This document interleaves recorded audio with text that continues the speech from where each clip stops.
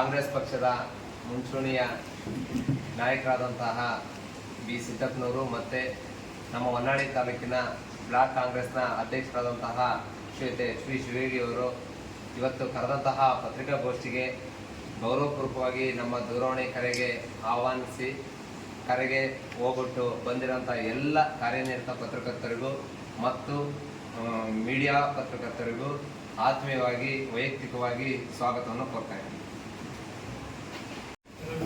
ನಮಸ್ಕಾರ.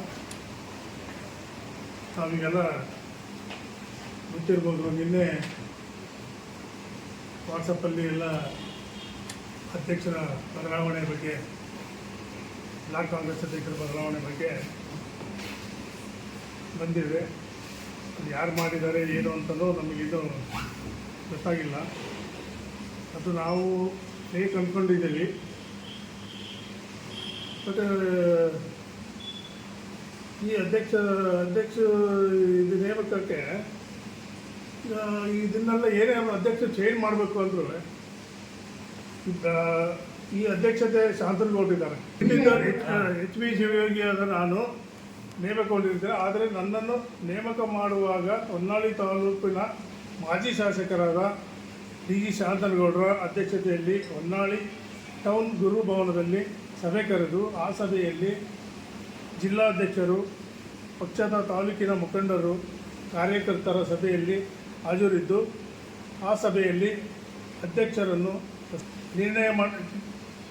ನೇಮಕಗೊಳಿಸಿ ನಿರ್ಣಯ ಮಾಡಿರುತ್ತಾರೆ.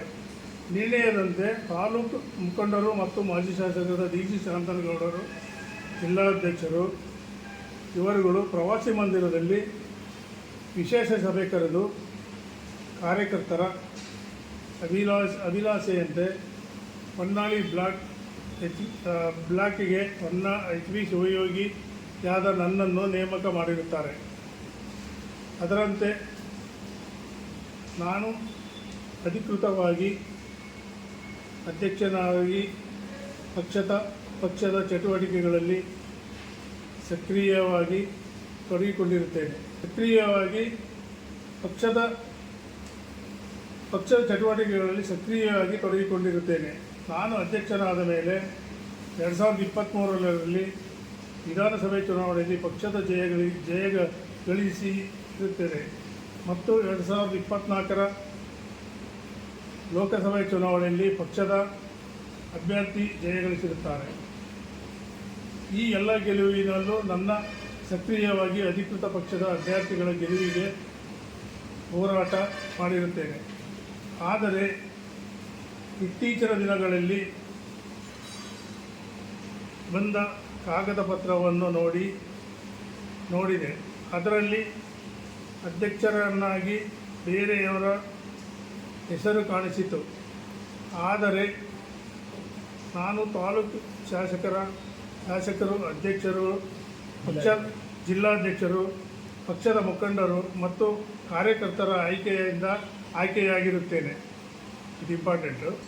ಬೇರೆಯವರ ಹೆಸರು ಅಧ್ಯಕ್ಷರೆಂದು ಕಾಗದದಲ್ಲಿ ಹರಿದಾಡುತ್ತಿದೆ. ಆದರೆ ನನ್ನ ವೈಫಲ್ಯವೇನು, ನನ್ನಿಂದ ಪಕ್ಷಕ್ಕೆ ಆಗಿರುವ ಹಾನಿ ಏನು ಮಾಡಬೇಕಾದರೆ ಶಾಸಕರ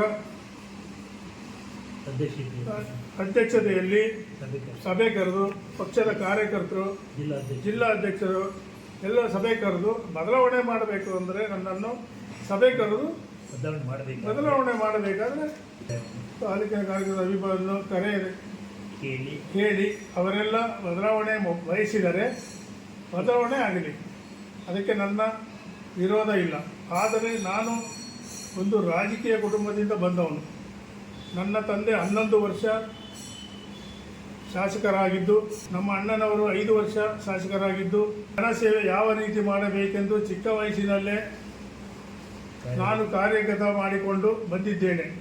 ಈಗ ಆಗಿರುವ ಬೆಳವಣಿಗೆಯ ಬಗ್ಗೆ ಬೇಸರವಾಗುತ್ತಿದೆ. ನಾನು ಈ ಬಗ್ಗೆ ಶಾಸಕರಲ್ಲಿ, ಜಿಲ್ಲಾ ಮಂತ್ರಿಗಳಲ್ಲಿ ಮತ್ತು ಪ್ರದೇಶ ಕಾಂಗ್ರೆಸ್ ಅಧ್ಯಕ್ಷರನ್ನು ಭೇಟಿ ಮಾಡಿ ಮಾತನಾಡುತ್ತೇನೆ. ಅಲ್ಲಿಯವರೆಗೂ ನಾನೇ ಹೊನ್ನಾಳಿ ಬ್ಲಾಕ್ ಕಾಂಗ್ರೆಸ್ ಅಧ್ಯಕ್ಷರಾಗಿ ಮುಂದುವರಿಯುತ್ತೇನೆ.